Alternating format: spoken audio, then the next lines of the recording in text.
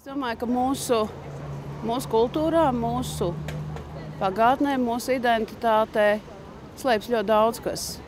Un tas jautājums, kuras no šīm vērtībām mēs gribam izcelt. Un tas ir, es teiktu, katras paaudzes, katra arī cilvēka vai ģimenes tāda izvēle. Jo pats par sevi nekas nenotiek. Viņas tur tādas var gulēt, visu aizmirsts. Un varbūt tās vērtības, kuras es gribētu izcelt, ir pirmkārt tāda milzīga pārliecība, ka bērniem jāmācās, ka mūsu bērniem ir jābūt gudrākiem nekā mums. Pirmā paudze, kas pēc dzimbūšanas sāk uzkrāt savu kaut kādu kapitālu, viņi sūtīja savus bērnus uz labākajām Francijas, Anglijas skolām.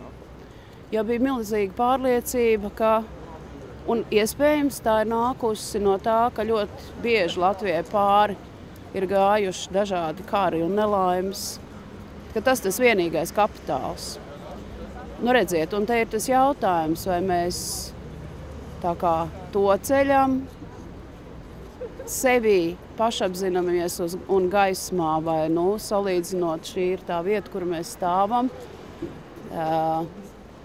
vairāk tas antiņš vai vairāk tie brāļi, kas rāva viņu lejā.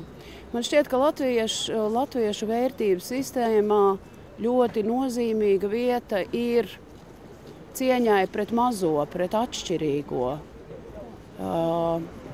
Gan vidas nozīmē, dabas nozīmē, bet pēc būtības, man liekas, arī cilvēka nozīmē. Cieņa pret cilvēka atšķirīgo būtību, to atšķirīgo būtības kodolu. Jo ir interesanti, ka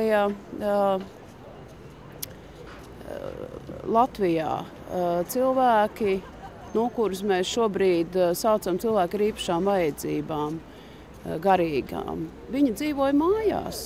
Viņas nespundēja iekšā kaut kādās atsevišķās mājas, kā tas bija Eiropā, starp citu. Ļoti interesants šāds fakts.